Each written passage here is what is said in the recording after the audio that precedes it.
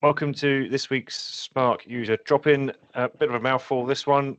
We're looking at our mapping processes for audits, compliance, and regulations. We're going to go through, we're going to have a little chat about compliance. What is it? Why does it matter to you and your organizations? Obviously, we'll be having a quick look at how Spark can help, some of the features, some of the approaches. And I wanted to leave you today with my 3 compliance traps to avoid.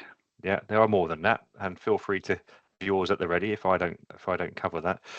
Also, one of the first things I'm going to ask you in a minute is to put some stuff in the chat. So get ready to have your say, have your input. I'm going to ask you a question. Please do share with the team. So, why does compliance matter? So what is compliance? Yeah, so compliance is a means of making sure that your organization follows the laws, regulations, standards, and internal policies that apply to your industry. The question I want you to put into the chat, please, is what compliance frameworks does your company have to comply with? I'm sure there's a lots out there. So come on, put it in the chat. See if we can get good coverage on that. And I'm thinking I'll get the ball started. ISO 27001. Yeah, that's a good compliance framework that people. There you go. Colin even got that. SAF, NIS2, Worldwide Pharma. Ron, thank you. FDA, GDPR. Come on, that's another one. No one's put that one down there yet. And there's more. I mean, carry on if you wish. If you have a scratch, I mean, we've got what do we have at score, Colin? Yeah, we had Cyber Essentials Plus, even before you get to something like ISO and those sorts of accreditations and all the financial stuff that you have to comply to. So however many we put in there, it's a myriad, yeah. And most companies will have more than one that they're looking after. They might have teams that are responsible for it. They might have individuals that are, as it's part of their day job. But for me, why compliance matters, and this is my view. Oh, Ron's on a roll. Look at that. We're not gonna be able to stop him on there. But that's a great point. You know, some industries are more heavily regulated than others, or even the size of the organisation or maturity of the organisation, or who their customers are, can often dictate the frameworks which they have to be compliant to. So in my view, why it matters is about trust. Yeah, trust across the board. You know, internal employees, customers, regulators. Obviously, but it's about building trust that you're good at what you do and you're doing what you do in the right way. Yeah.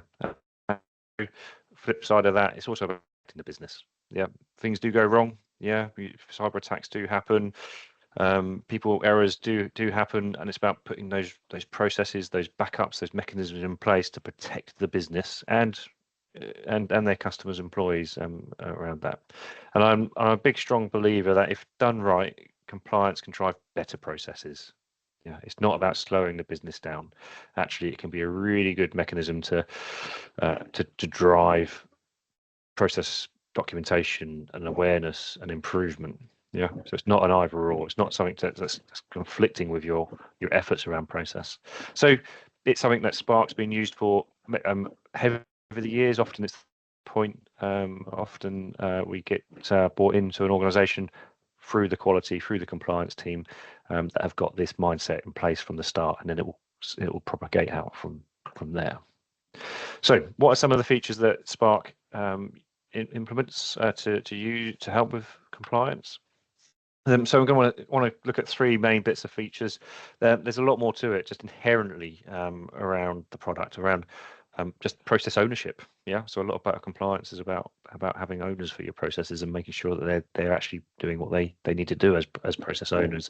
But the approvals, the reviews, the comments, even the health track will go towards making sure that your process library is supporting your audits, your outward compliance stance. But 3 of the features I want to look at are custom fields, forms, and we have done a drop-in on about this, I believe, but it's still in public or in private beta, but around frameworks as well. Yeah, so actually custom fields I think are good. Forms are better. Best question mark, because we need to get it out in the wild, but I think that could be a really good addition to your compliance efforts. So what do we mean by custom fields? Many of you will know and love this, but I've just put up a process around this here. If I come into edit mode, click on any one box that might be relevant to a risk, a control, a compliance framework. We can click on the attachment icon. That's interesting. Is that? Let's do a different one.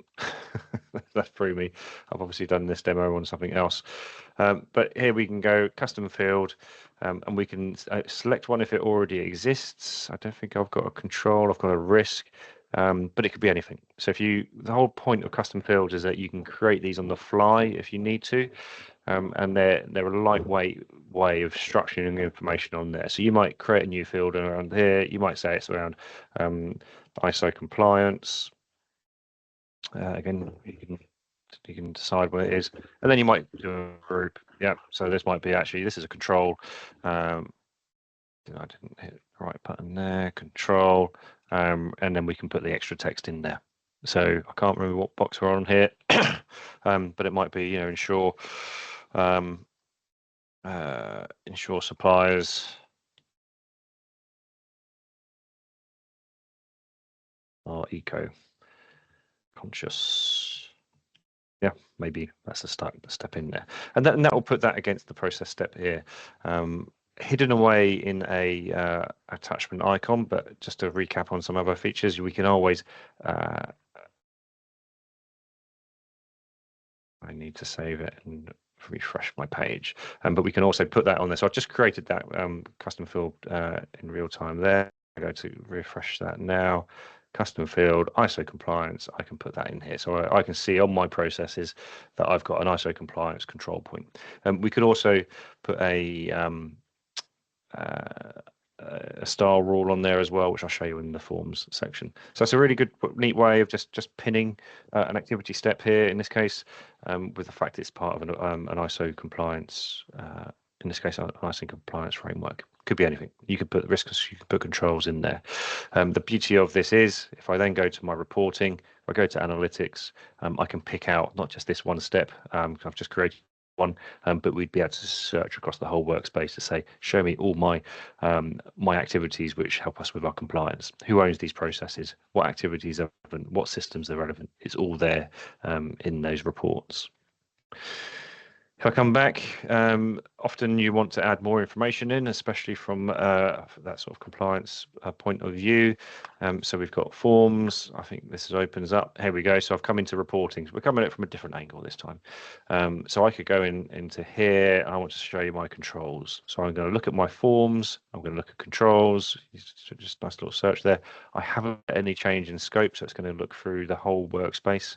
But I can click on that control button there, and it will return all the points in my workspace where we've got that controls form. And we'll click through in a second. But if I scroll across, you can see here we've got things like order to cash, procure to pay, all different versions of that. Yeah, and again, so it'll give us that totality of there. You can download that if you wish. Yeah. So, but if we went and looked at what we should look at, approve invoice, why not? So if I click on that, it takes me through to that process step, and you can see here that style rule I was talking about has been enacted, and it's flashing it up red.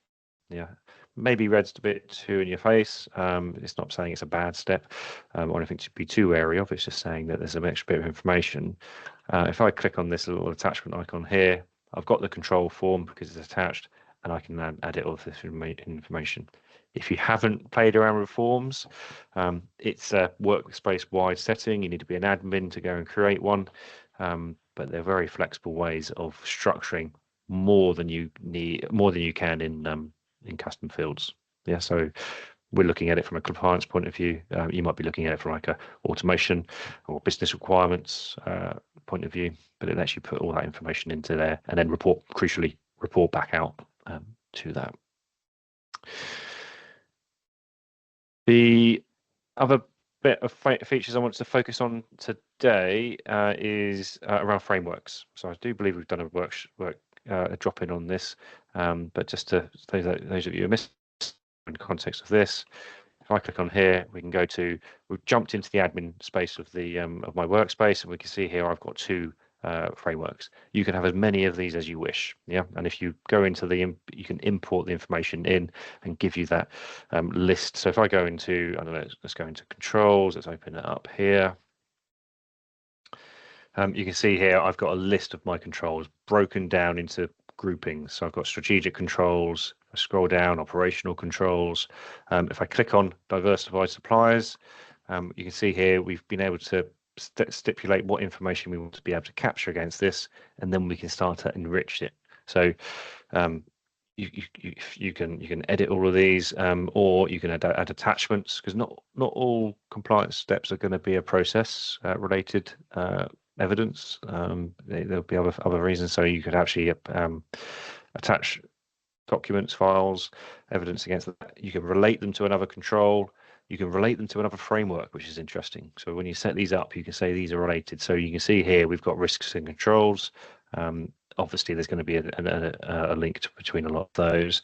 And then you can also relate it to the processes as well. So if I click through to select vendor, I can see here it's highlighted this step here. You'll also see at the top up here, we've got a controls feature here. So this is pre-release functionality. It's not far off. Colin's on the line, so he'll shout if I'm saying something I shouldn't be saying. But it's going to be a really good answer to be able to get that that view on how exposed are we, or what's the coverage, I say it's probably a better word, around a particular framework in our process library, in our process repository. Colin, do you want to add anything to that? I think that's quite a good little introduction in terms of some of the features that that we can do around frameworks. Yeah, exactly. It's coming soon. We've had many feedback on the frameworks when some users have started to use it, and now we need to implement that before opening up to a larger audience. Brilliant. But the more people that ask for it, the quicker it comes, isn't that right? so there's sort of features I wanted to drill on.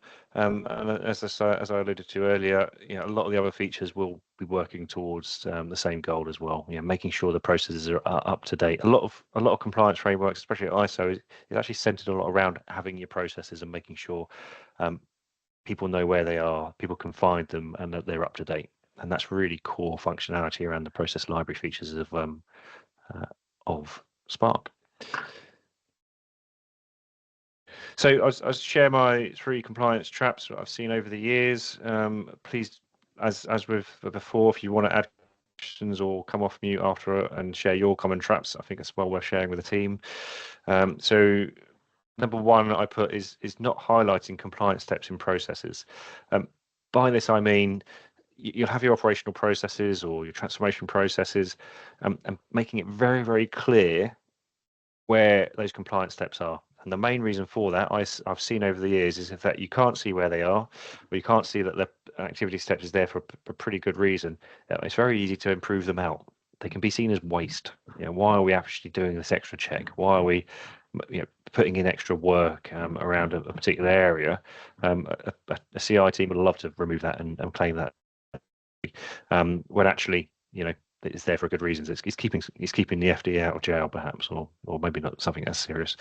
And so the tip there is flag. Make sure it's obvious when you're process mapping that this is a compliance step, not just in the reports, but when people are just coming in and viewing the canvas. The other second point there is about creating audit-specific content nobody uses. It's an ethos that Spark's had from day one, is having that single source of truth, that single version of the process. There's no point in taking an operational process, taking a copy of it, and in Spark or saying, here's our audit process, here's a compliance process. The two have to be the same. How people are running the business and what they're using to train on board and use day to day needs to be what you're being audited on. Otherwise there's just going to be a disconnect. You might get through the audit, but it's not really the best way of doing it, and it's going to be tough again next year. The third and final one in my list, for now at least, is only reviewing your processes before an audit. And this grinds on me. This really does, and it's hard to break. But actually, you shouldn't be checking your processes. You shouldn't have a peak of work around reviewing and processes just because you've got an audit coming up. Yeah, that's just not feasible, just in the sheer workload. Sorry, and it's just you'll make mistakes. So try and spread out your annual reviews. Try and spread out that ongoing improvement throughout the year. So when you're looking at the tip here, when you're looking at Spark review cycles across content, space it out. Make sure it's not a peak of trough, a peak right before the audit, and because it drives the wrong behaviour. People think that you're only reviewing processes because we're going to be checked by an external body. These processes need to be reviewed on an ongoing basis. That's where you benefits that real ongoing change.